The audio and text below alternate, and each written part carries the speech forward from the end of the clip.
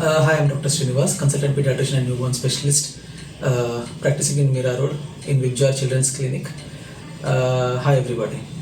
Congratulations for the baby and आप लोगों में काफ़ी लोग फर्स्ट टाइम पेरेंट्स रहेंगे एंड कुछ लोग ऑलरेडी एक्सपीरियंस्ड पेरेंट्स रहेंगे जिनको ऑलरेडी बच्चे हो and today we are going to discuss few things जो आपके बेबी को हैंडल करना थोड़ा ईजी हो सकता है. सो ये let's start our video and go through this points. Okay yeah सो अपना इसमें एक मिथ रहता है इंडिया में कि बच्चों जितना ज़्यादा रोता है उतना उसका गला साफ होता है, लेकिन दिस इज ए मिथ. ऐसा कुछ होता नहीं है. बच्चों रोए ना रोए उसका गला जैसा रहने वाला है वैसे रहने वाला है. बट बच्चों जितना ज़्यादा रोएगा उतना पेट के अंदर गैस बन सकता है, इसलिए उसको ज़्यादा रोने देना नहीं है. ओके सो जब उसको भूख लगती है तो वो आपको क्यूज़ देगा, जैसे कि मुंह में हाथ डालेगा, आवाज़ें करेगा, है ना. हाँ, it is called routing and sucking reflex दिखाता है, लिप स्मैकिंग करता है, मतलब उसको भूख लगी है तभी आपको दूध पिलाना चालू कर देना चाहिए. Don't wait for the baby to cry. बच्चों जितना ज़्यादा रोएगा उतना पेट के अंदर गैस बन सकता है. एंड एक बार बच्चा रोना चालू करता है तो वो छाती पकड़ेगा नहीं.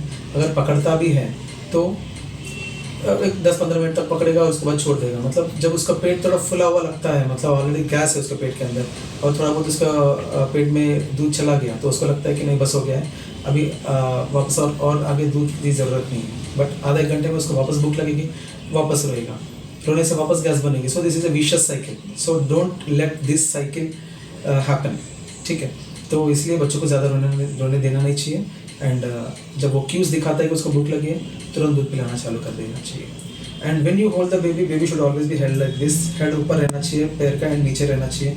बेबी का हेड हमेशा एल्बोस में जाएगा. Don't hold like this. ऐसा पकड़ेंगे तो बच्चा ट्रिप हो सकता है. तो always hold the baby like this only, ताकि हेड थोड़ा ऊपर रहे और पैर थोड़ा नीचे रहे. पैर के नीचे, बेबी के नीचे और पीछे सपोर्ट लेके मदर कंफर्टेबली बैठ के दूध पिलाएंगे. झुक के दूध नहीं पिलाना चाहिए, कंफर्टेबल पोजीशन में बैठ के दूध पिलाना चाहिए. एंड एक छाती खत्म होने के बाद ही दूसरा छाती ऑफर कर देना चाहिए. और कैसे पता चलेगा कि छाती में दूध खत्म हुआ कि नहीं हुआ है? अगर बच्चा 4-5 बार सक करके 6 नहीं तो 7 टाइम्स फॉलो कर रहा है, रुक गया, उसको दूध मिल रहा है. नहीं, सिर्फ बच्चा यही कर रहा है, मतलब शायद उसका पेट नहीं भर रहा है. He sucking on empty breast. Okay, so make sure कि वो 4-5 बार में ही उसका 4-5 बार सक करके उसके बाद वो फॉलो कर रहा है, मतलब उसको भूख, उसका पेट में दूध जा रहा है. ठीक है. एंड व्हेन बच्चा दूध पीता है तो it should be A silent process. हवा खींचने की आवाज़ नहीं आनी चाहिए. इट शुड बी एकदम silent process.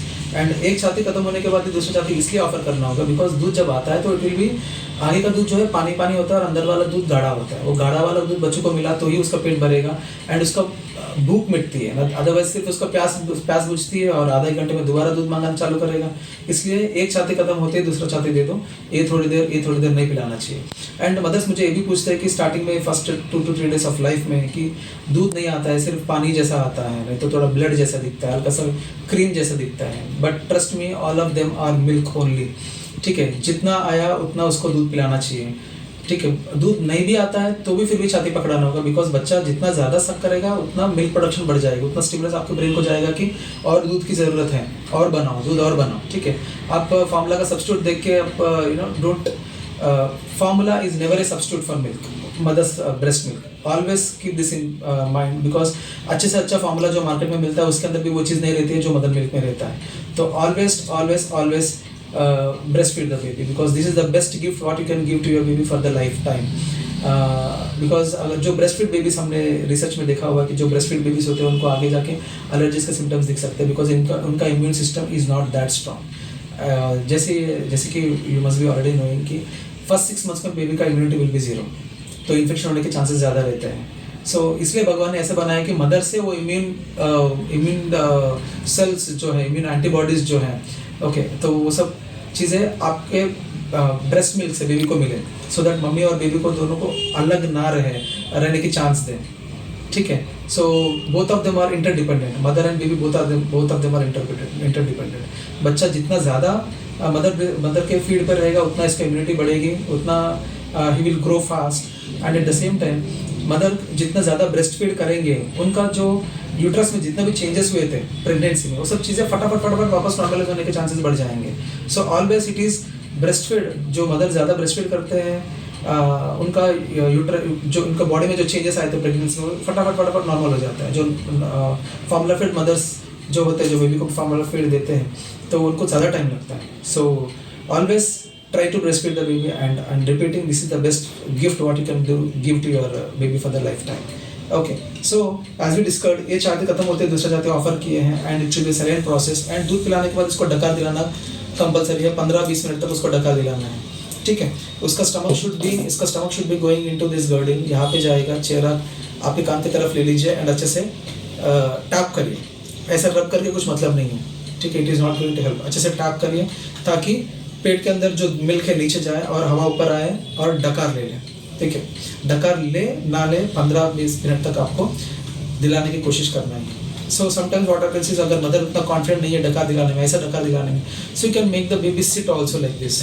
You can make the baby sit like this, and ऐसा भी आप डकार दिला सकते हो. मतलब आप जॉब को आप सपोर्ट कर रहे हो, स्टमक को भी सपोर्ट कर रहे हो, बैक को भी सपोर्ट कर रहे हो, एंड पीछे अच्छे से टैप करेंगे तो इसमें भी डकार निकल जाती है. और ये हॉस्पिटल में हम इनिशियस में ऐसे ही करते हैं. ठीक है, एंड तो जब बच्चा रोता है तभी भी ऐसा रहता है कि यार उसको शांत करने के चक्कर में इतना आवाज़ें करते हैं, बच्चों को ऐसे इधर उधर रुलाते हैं. बच्चा बोले अरे क्या चल रहा है मेरे साथ, मुझे भूख लगी है और सम प्रॉब्लम हो रहा है, और ये लोग मुझे इतना शेक क्यों कर रहे हैं. बच्चा स्टार्टल हो जाएगा, थोड़ी देर के लिए शांत हो जाएगा, बोलेगा कि यार ये लोग कुछ तो कर रहे हैं मेरे साथ, और थोड़ी देर बाद वापस रोना चालू कर देगा. इस टाइम जो रोएगा ना, पहले से भी ज़्यादा रहेगी. अंडरस्टूड. सो डोंट जस्ट ये बच्चों के साथ आवाज़ें करना एंड उसको ज़्यादा हिलाना, ये सब चीज़ें नहीं करना चाहिए, बिकॉज ये सब चीज़ें पेट के अंदर नहीं थी. पेट के अंदर एकदम साइलेंट था, एकदम चुपचाप था. सिर्फ मम्मी की हार्ट की आवाज़ आती थी, ब्लड सर्कुलेशन की आवाज़ आती थी, बाहर से मफल्ड आवाज़ें आती सुनाई देती थी. सो ये अचानक बाहर आने के बाद, ये अपना आउट ऑफ द स्टमक आने के बाद इतना सब आवाज़ें से ऑलरेडी कन्फ्यूज है, और इसमें हम इतने ज़्यादा आवाज़ें करके, इतना ज़्यादा उसको शेक करके उसको और कन्फ्यूज नहीं करना चाहिए. Always give the confidence to the baby कि हाँ इट्स ओके, मैं इधर ही हूँ, इट्स ओके बेटा. And try to sort out the problem. उसको क्या तकलीफ हो रहा है उसको सॉर्ट आउट करने की कोशिश करेंगे, लेकिन उसको आवाज़ें करके ज़्यादा 10 लोग आके उसके ऊपर खुद पढ़ के नहीं, ऐसा नहीं करना है. Only 1 person should be handling the baby eight A time. एक टाइम पे एक ही पर्सन उसको हैंडल करेंगे. 10 लोग आके आवाज़ें करके इसको इतना कन्फ्यूजन की ज़रूरत नहीं है. सब अपने अपना काम कर लो. सिर्फ एक ही जन, यू डिवाइड योर वर्क. एक टाइम पे एक ही जन बेबी को हैंडल करेंगे, बाकी अपने अपने काम कर लेंगे, ताकि आपका प्रोफेशनल लाइफ भी बरकरार रहे, और आपका पर्सनल लाइफ जो बेबी के साथ टाइम स्पेंड करेंगे, that will be a good memory for you. It shouldn't be a bad memory की रोना धोना कुछ दिन के लिए अच्छा लगता है, लेकिन आगे जाके आप यू विल गेट फ्रस्ट्रेटेड कि अरे यार क्या है, बच्चा इतना रो रहा है, ये वो. So don't get confused and don't confuse the baby also. Okay, so whoever is handling the baby should be confident. आपका कॉन्फिडेंस बेबी को पता चल जाता है कि मेरा केयर टेकर कितना कॉन्फिडेंट है. आप इतना शेक करके, इतना आवाज़ें करके, आप इतना कन्फ्यूजन में हाई पिच में बात करके, आप हाई पिच में आवाज़ें करेंगे तो बच्चा और कन्फ्यूज हो जाएगा एंड और रोना चालू करेगा, ये बताने के लिए कि अरे जो मुझे अभी पकड़ रहे हैं, जो मुझे अभी हैंडल कर रहे हैं, उनको आता नहीं है, मुझे जो तकलीफ हो रही है उनको समझ में नहीं आ रहा है, कोई और आ जाओ मुझे देखने के लिए. सो this is what will happen. So always speak in bass voice to the baby and be confident when you are handling the baby. बच्चा it's okay, don't worry, it's okay. So इसमें बच्चों को वो confidence दिखेगी. Trust me, just give him couple of seconds, बच्चा शांत हो जाएगा. Unless and until उसको भूख लगी है, डायपर फुल है, उसको ठंडी लग रही है और ज़्यादा टाइट बांधे हैं, ओके, और कान में किसी और जगह पे पेन हो रहा है, ये सब चीज़ें छोड़ के अगर किसी कोई और प्रॉब्लम्स की वजह से बच्चा रो रहा होगा, बच्चा 100% शांत हो जाएगा. So don't confuse yourself and don't confuse the baby also. And हमने क्या क्या बात की अभी तक. एक तो पेट में गैस नहीं बनने के लिए बच्चों को ज़्यादा शेक नहीं करना चाहिए, एंड दूध पिलाते वक्त उसको it should be silent process. Proper latching proper होना चाहिए. प्रॉपर लैचिंग होगा तो भी पेट के अंदर गैस बनने के चांसेस कम रहेंगे. उसके बाद डकार दिला के हम उसका जो गैस अगर बना भी होगा तो बाहर निकालने के लिए कैसा मैंने आपको बताया. अगर उसके बाद भी अगर पेट में गैस बन रहा है तो उसको अगर निकालना होगा तो कैसे निकालना है. दूध पिलाने के 1-1.5 घंटे के बाद उसको ऐसे साइकिलिंग जैसा करा सकते हैं, छोटे एक्सरसाइज लाइक साइकिलिंग जैसा कराने का. हाँ, so this kind of exercises will help. And हल्का सा ऑयल लगा के इसको मसाज कर सकते हैं पेट को ऊपर से नीचे. नहीं तो बच्चों को उल्टा भी सुला सकते हैं. कितना टाइम तक सुला सकते हैं? मैक्सिमम 1 मिनट सुला सकते हैं. न्यू बॉर्न बेबी को 1 मिनट आधा मिनट से लेके 1 मिनट एट ए सेशन पर सेशन आपको सुला सकते हैं. पर डे 3 to 4 टाइम्स ऐसा करेंगे तो पेट के अंदर का गैस जो है छूट जाएगा. Baby will also feel comfortable. उसको थोड़ा सिक्योर लगता है. उल्टा सुलाएंगे तो उसको सिक्योर लगता है. लेकिन बच्चा जब सो रहा होगा तभी उल्टा नहीं सुलाने का. Only when the child is awake तभी आप ऐसा उल्टा सुलाएंगे. This is called tummy time. बच्चा जितना टाइम तक कंफर्टेबल रहता है उतना टाइम आप रख सकते हो, लेकिन it is advisable up to 1 minute. ठीक है, तो उसमें भी पेट के अंदर का गैस जो है छूट जाएगी. अगर ये सब होने के बावजूद पेट में गैस बन रहा है कि नहीं कैसा पता चलेगा? शाम होते बच्चा रोना चालू करेगा, नाइट में बहुत ज़्यादा रोएगा, जैसे कि किसी ने मारा हो, एकदम लाल टमाटर बन के हाथ पैर दोनों नज़दीक लेके रोएगा, ठीक है, फिस्ट बना के रोता है, ठीक, उसको नीचे रखते रोना चालू करेगा, ऊपर लेने के बाद शांत हो जाता है, उसको पकड़ के घुमाना पड़ता है। ओके, इसका मतलब है कि उसको पेट के अंदर गैस बन रहा है। तो इसमें क्या करना है, उसमें कॉलिकेट बोल के एक ड्रॉप रहता है, वेट के हिसाब से will have to give the dosage, ठीक है। सो अभी तक उसका पेट में गैस नहीं बनने के लिए, अगर बन गया तो कैसे निकालने के लिए, अगर निकालने के बावजूद पेट में गैस थोड़ा बहुत रुक रहा है, बच्चा अनकंफर्टेबल हो रहा है, सिम्टोमेटिक हो रहा है, तो उसके लिए भी क्या करना है, ये सब हमने अभी फिलहाल सीखा है ना। या and swaddling the baby, if you ask for first 21 days के लिए बेबी को स्वेडल करना चाहिए। स्वेडलिंग मतलब क्या है, रैप करने का। कितना टाइटली रैप करना होगा, उतना टाइट रैप करना है जितना उसको सांस लेने में तकलीफ ना हो एंड हाथ पैर थोड़ा घुमाने की जगह रहे, एकदम टाइट नहीं बांधना चाहिए ताकि उसको सांस ना मिले, ठीक है। एंड बांधने से क्या बेनिफिट होने वाला है, एक तो इसका हीट लॉस नहीं होगा और पानी नहीं छूटता है स्किन से, यूजुअली पानी निकल जाता है स्वेट के रूप में ना, और बच्चों का स्किन इज वेरी डेलिकेट, तो उसमें से पर्सपिरेशन, इनसेंसिबल वाटर लॉसेस होने के चांसेस ज़्यादा रहते हैं, इसलिए उसको स्वेडल करके रखेंगे तो उसका वेट लॉस होने के चांसेस कम हो जाएंगे। और दूसरी बात, जब बच्चा पेट में था तो एकदम टाइट था, उसको उसकी आदत हो चुकी है, लास्ट 9 मंथ्स में उसको आदत हो चुकी है। सो उसको अचानक हम ओपन करके बाहर रखेंगे तो उसको बच्चों को ऐसा लगेगा कि मैं खुला मैदान में हूँ। We are also animals, right. So वो सेंसरी रिफ्लेक्सेस उसका ऐसे काम करेंगे कि अभी मैं खुला मैदान में हूँ, कोई भी एनिमल आके मुझे उठा के लेके जाएगा। ओके, सो उसको ऐसा ना होने के लिए, उसको थोड़ा कंफर्ट देने के लिए, उसको कॉन्फिडेंस देने के लिए, सिक्योर्ड फील करने के लिए उसको रैप करके रखते ताकि उसको अभी भी लगे कि हाँ मैं पेट के अंदर ही हूँ, लेकिन something new is happening. Something new मतलब क्या, बाहर की आवाज़ें थोड़ा ज़्यादा सुनाई दे रहा है अभी। There are so many people, वो जो बच्चों देख पा रही है, सो मेनी न्यू फेसेस आंखों के सामने आ रहे हैं। तो ऐसा ग्रेजुअली उसको एनवायरनमेंट का परिचय होगा एंड जैसे जैसे डे 21 हो जाता है उसको ग्रेजुअली ढीला करते करते उसको ओपन करके रखेंगे। उसके बाद उसको स्वेडल करने की ज़रूरत नहीं, मतलब रैप करने की ज़रूरत नहीं। जितना हम कपड़े पहनते हैं उससे एक लेयर ज़्यादा दे दीजिए, उससे ज़्यादा थिक कपड़े उसको देने की ज़रूरत नहीं है। बच्चों का टेम्परेचर ज़्यादा भी नहीं चाहिए, एट द सेम टाइम ज़्यादा कम भी नहीं होना चाहिए, हल्का गर्म उसको महसूस करना चाहिए। ओके, तो एंड ये हो गया। दूसरा, कान में, नाक में, नाभि में तेल नहीं डालना चाहिए। उसे क्या है ना, कान और नाक में डालेंगे तो निमोनिया होने के चांसेस हो सकते हैं, और अम्बिलिकस में डालेंगे तो वहाँ पे इन्फेक्शन हो सकता है, ठीक है। तो try to avoid this and even massages are not actually advisable. Indian Academy of Pediatrics बोलते हैं कि massages are suppose to be avoided because उससे स्किन रैशेस हो सकते हैं। सो अगर आपको करना ही हो तो हल्का हाथ कर सकते हैं। एंड इट इज़, एक तो Parachute oil and sunflower oil are best studied, जिससे एलर्जीज होने के चांसेस कम है, तो you better go for those oils only.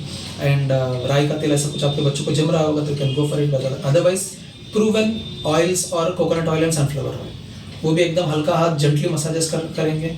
And उसमें क्या बेनिफिट होने वाला, मसाज करते हैं तो बॉडी में जो पी सब्सटेंस जमा होता है, बॉडी में जो जमा होता है वो क्लियर हो जाता है वापस, तो उसको पेन नहीं होगा, बच्चों कंफर्टेबली सो जाता है। So that is the only logic for oil massages which अपने बड़े बुजुर्ग बताते हैं, ठीक है। So keep all this things in mind and एक टाइम में एक ही जन बेबी को हैंडल करेंगे, as I already told. And baby का immunity will be 0 in first 6 months of life. So mother's milk is the only medicine for the baby, ताकि उसको इन्फेक्शंस ना हो। अगर मदर को इन्फेक्शन हो गया तो बेबी को भी इन्फेक्शन हो जाएगी। Mother and baby both of them are not different, both of them are one and the same. अगर मम्मी को कुछ हो गया तो बच्चों को होने के चांसेस 100% है, इसलिए मम्मी और बेबी दोनों भी थोड़ा आइसोलेटेड रहेंगे तो बेटर रहेगा बाकी लोगों से। Don't go in to public gatherings, जैसे बड़े बुजुर्ग बोलते थे कि 6 महीने के अंदर बेबी को बाहर नहीं लेके जाना है। Scientific reason is very simple कि बेबी का इम्यूनिटी विल बी 0, इन्फेक्शंस अगर हो गया तो बड़ा हो सकता है। It is not to go to public gatherings only, ठीक है। 6 months के बाद उसका इम्यूनिटी बनना चालू हो जाता है, ओके। एंड फर्स्ट 6 months में only and only milk, nothing else. शहद, बालगुटी, no, please don't give all those things. 1 साल के अंदर तो शहद देना ही नहीं है, बालगुटी भी ऐसा कुछ प्रूवन मेडिसिन नहीं है, please don't give anything like that. Vitamin D is compulsory, vitamin D supplementation is compulsory as per your paediatrician, please go for it. 400 international units per day देना चाहिए, 1 साल तक देना ही है, उसमें कुछ सब्सटीट्यूट नहीं है, ऑप्शन नहीं है। नहीं मेरा बच्चा तो मदर फीड पे ही है तो उसको कुछ भी देने की जरूरत नहीं है, ऐसा कुछ नहीं है। विटामिन डी स्किन में बनता है, सनलाइट में एक्सपोज, अगर अल्ट्रावायलेट डी रेस अगर स्किन पे एक्सपोज होता है तो ही हम अपना विटामिन डी बनता है स्किन में, ठीक है। मदर्स मिल्क में only small volume of vitamin D मिलता है, इसलिए vitamin D is compulsory and अपना बच्चा एक्सेप्शन नहीं है। हर एक बच्चे को vitamin D at any cost मिलना ही चाहिए। Vitamin D helps in bone maturation, immunity maturation, brain maturation, so it is very important vitamin which is suppose to be given till 1 year of age minimum, ठीक है। It is not 6 months, it is 1 year, ठीक है। And आँखों में लगाना है, try to avoid it, उससे कंजक्टिविटीज हो सकता है। एंड पाउडर वो सब चीज़ें अवॉइड मत लगाइए प्लीज। सिर्फ it is soap and body lotion दो ही यूज़ करेंगे, पाउडर यूज़ मत करिएगा, ओके। एंड और क्या, यस दैट इज़ इट, ठीक है। And mother and baby mother को पहचानती है, पिछले 9 महीने से पहचान रही है, उनके कांटेक्ट में है। As I told you both of them are not different, both of them are one and the same. तो अगर मम्मी अगर बच्चों के रडार से दूर चली गई है, मम्मी का स्मेल, टच, वॉइस सब बेबी पहचानती है, उसको समझ में आता है, ठीक है। अगर वो रडार से मम्मी दूर गई तो बच्चों वापस डरना चालू करेगा कि मेरा care taker is not with me ना, तो बच्चों थोड़ा अनकंफर्टेबल हो जाएगी, अच्छे से सोएगी नहीं, बीच में उठ जाएगी, छोटे मोटे आवाज़ को उठ जाएगी, ओके। इसलिए मदर मैक्सिमम बेबी के साथ ही रहने की कोशिश करनी चाहिए। मदर को सिर्फ खाना पीना, सोना, दूध पिलाना, इतना ही करना है। ऊपर के बाकी डायपर ऊपर बाकी लोग कर सकते हैं, because it can be done by anybody else. Feed सिर्फ मम्मी दे सकती है, इसलिए मम्मी को ही देना है, ठीक है। So this is you can consider कि mother should be the happiest person first 6 months of my life of the baby's life, because mummy जितना ज़्यादा खुश रहेंगे उतना मिल्क प्रोडक्शन बढ़ जाएगी। ऑक्सीटोसिन बोल के हार्मोन रहता है जो ब्रेन में बनता है, which helps in milk production. तो जितना खुश रहेंगे उतना मिल्क प्रोडक्शन बढ़ जाएगा। आप उनका मुंह को बंद करेंगे, ये नहीं खाना वो नहीं खाना, सिर्फ ये दे दो वो ही दे दो, नहीं, it is not like that. She should be happy, she should be able to eat everything जो उनको घर में मिलता है सब। तो ये बोल के ऐसा नहीं बोलना कि डॉक्टर ने बोला कि सब कुछ खा सकते हो, पिज्ज़ा बर्गर सब कुछ खा जाऊंगी मैं, नहीं ऐसा नहीं है। So it might lead to constipation also and आपका डाइजेस्टिव सिस्टम में इफेक्ट हो सकती है, जिससे आप अनकंफर्टेबल हो जाएंगे, जिसकी वजह से इनडायरेक्टली बच्चा भी अनकंफर्टेबल हो जाएगा। So we don't want that thing to happen. घर में जो बनता है सब कुछ, आप हर एक खाना खा सकते हैं, हर एक चीज़ आप खा सकते हो।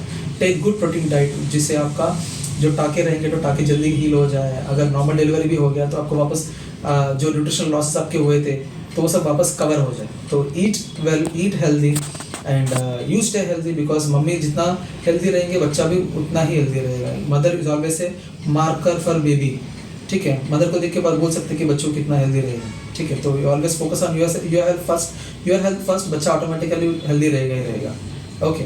या so that is it and congratulations for the baby once again and take care.